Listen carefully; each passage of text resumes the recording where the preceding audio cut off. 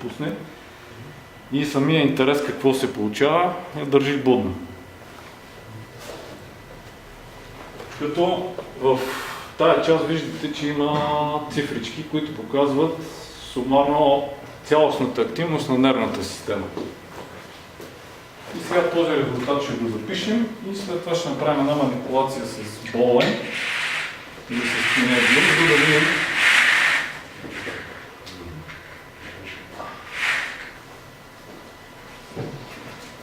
какво ще се получи.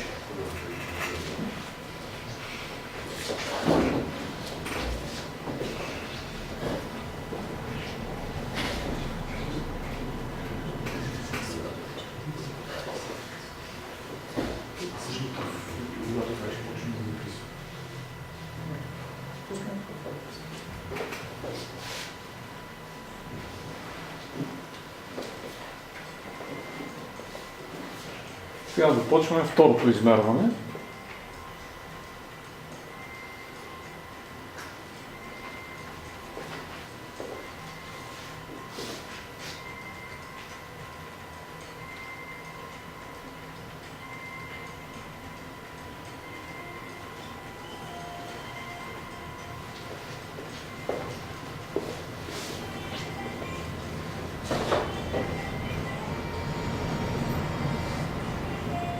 Значи виждате в момента сравнително повече активност за симпатикуса, като е нормално, ще имаме манипулация. И виждате как тя се променя постоянно. Тоест това е една игра, един баланс между симпатикус и парасимпатикус. По-старите виждания бяха, че парасимпатикус и симпатикус работят като опозиция. Но всъщност виждате, че те постоянно играят. Това е един динамичен баланс, който може да излезе извън баланс или да е в баланс.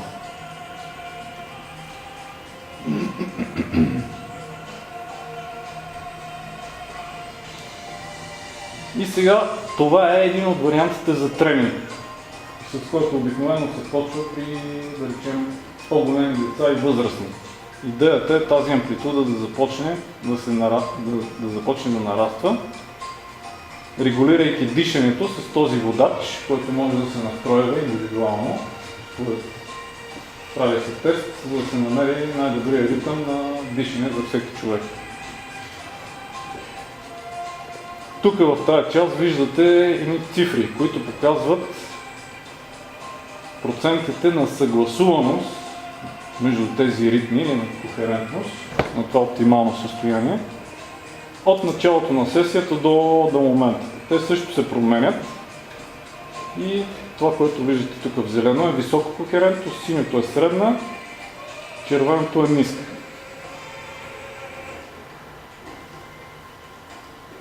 Ето виждате сега в момента активността постепенно минава в зоната на баланс. Симпатикус, парасимпатикус. И тази информация може да се унагледява и в игрови вид. Тоест, след малко ще ви покажа различен тип игри анимации, които, да речем, с движението на един балон нагоре, по време на движение, минавайки през различни пейзажи, когато балона се движи по-бързо нагоре и напред, това е индикация за кохерентно състояние, т.е. съгласуване между ритмите на дишане, на вариациите в сърдечния ритъм и на кръвното налягане. И благодарение на тази обратна връзка, човек почва да се учи как, променяйки емоциите и дишането си, може да въздейства върху сърцето. А въздействайки върху сърцето, вече има възможност да въздейства и върху работата на мозъка.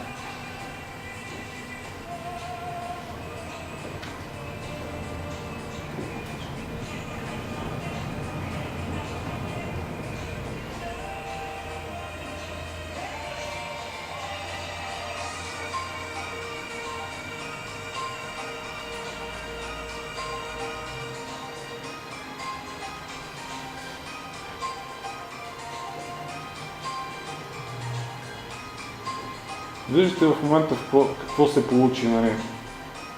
Малко преди Радо да започне тази манипулация, тя беше в едно състояние на баланс. което при неговия допир веднага се промени и симпатикус се активира. Защото то е свързано с активно обмисляне, с активация, с анализ на това, което става.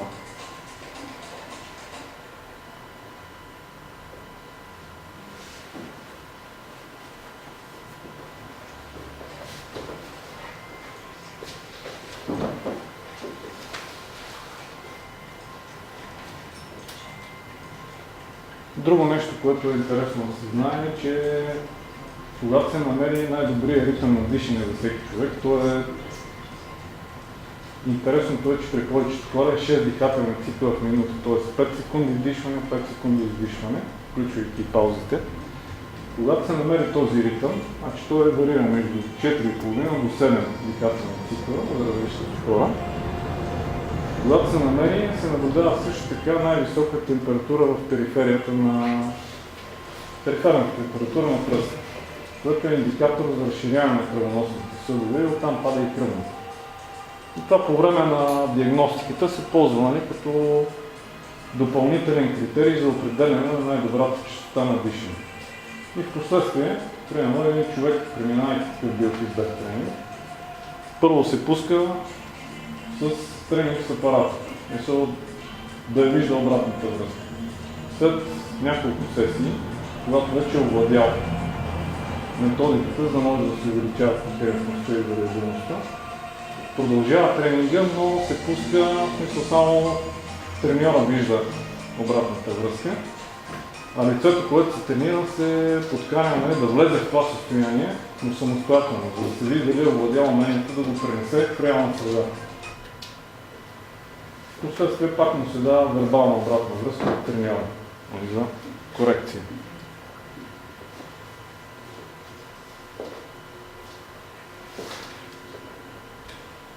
И сега може да спрем изследването, за да видим какво се е получило. Значи виждате много по-интересна и по-различна крива от предишното изследване. Значи тук имаме пак пик в активността, която е близо до зоната на синхронизация между симпатикус и парасимпатикус. Имаме малко увеличаване, малко повече от предния път от парасимпатикуса, но имаме и повече едно връхче в симпатикус, което вероятно е свързано с това необичайно състояние, в което тя се намира, в което се чуди как да се адаптира и анализира какво става. Тоест зоната, която е тук 0,1, е едно състояние, което е, както казахме, спокойна готовност.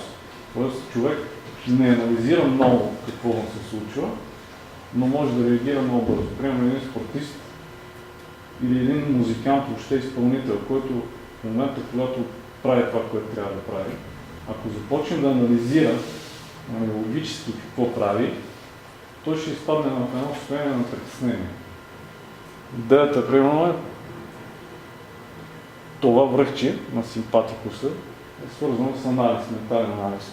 Да го няма, за да може човек да мине в едно състояние на автопилот. Т.е. тия умения, които ги е научил професионално, той да може да ги изкара. Примерно един музикант да не се притеснява от сценична треска. Ще включи сега палец, защото тя е малко време, не може. Да. И сега да ми пуски. Сега от мен. Време за малко.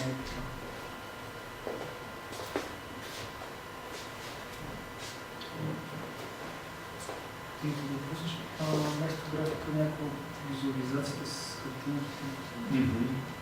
Да, сега ще го направим.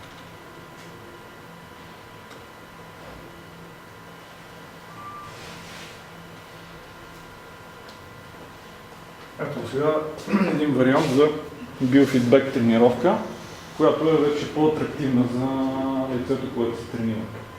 Защото тренирайки с графиката, особено за деца, е доста по-скучно. Движението на този балон нагоре и по-бързо показва преминаване в такова състояние на кохерентност или на съгласуваност. Тоест на плавно, спокойно дишане и позитивно емоционално състояние. Хоп, виждате ли какво става? И долу също имаме обратна връзка с червено, синьо и зелено.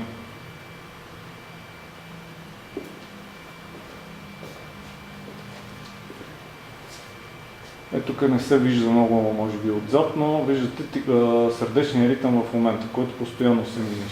62, 63, 64, 65, 66, 67 удара в минута.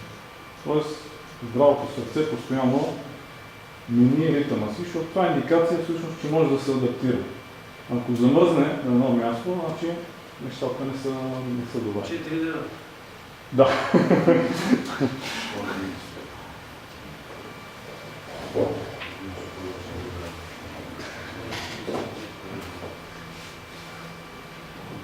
И всъщност човек, като наблюдава това движение и като знае то на какво отговаря, може да започне да променя дишането си, да променя менталното състояние.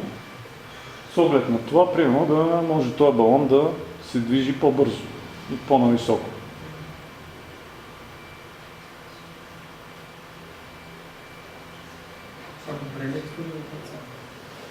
В момента резултатът е много добър.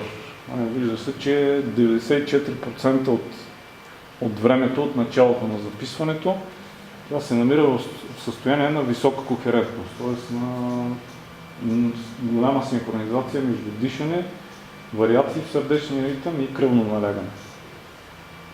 Като тук няма сензор за дишането, но софтуерът е така направен, че засичайки кривата на промените в сърдечния ритъм, тя е индикатор, ако е плавна, е индикатор за синхронизация между дишане, вариации в сърдечния ритъм и кръвно налягане.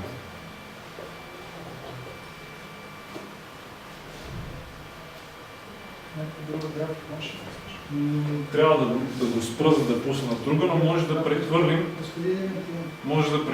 в графичен режим, да видите в момента какво става. За софтуера също така назначава точки.